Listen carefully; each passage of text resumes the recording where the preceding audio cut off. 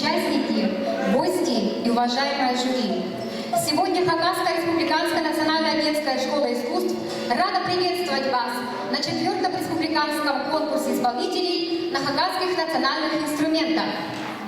Каждый год на базе нашей школы традиционно проходит конкурс национальных инструментов. В этом году конкурс ознаменован юбилейной датой. Он посвящен 130-летию Семена Прокопьевича Кадышева. В составе жюри председатель, заслуженный деятель искусств Российской Федерации и Республики Алтай, профессор Института искусств ХГУ имени Катанова, член Союза композиторов России Спартак Таксимович Ким. Члены жюри, преподаватель музыкального колледжа Института искусств ХГУ имени Катанова Людмила Михайловна Конышева. Преподаватель музыкального колледжа Института искусств ХГУ имени Катанова Вячеслав Вадимович Албучаков. Открывает конкурсное прослушивание первая возрастная категория в номинации «Сольное инструментальное исполнительство».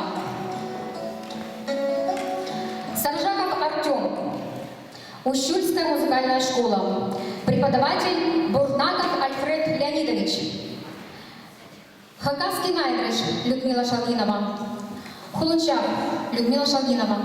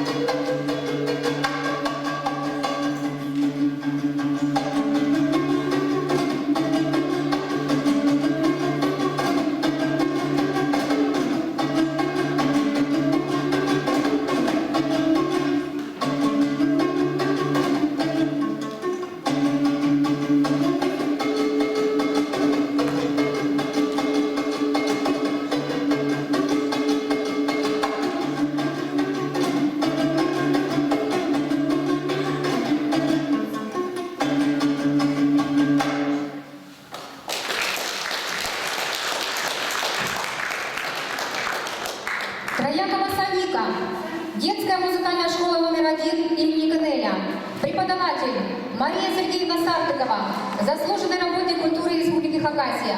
Концертмейстер Лариса Юрьевна Мазай, заслуженный деятель искусств Республики Хакасия. Обработка Лашкина.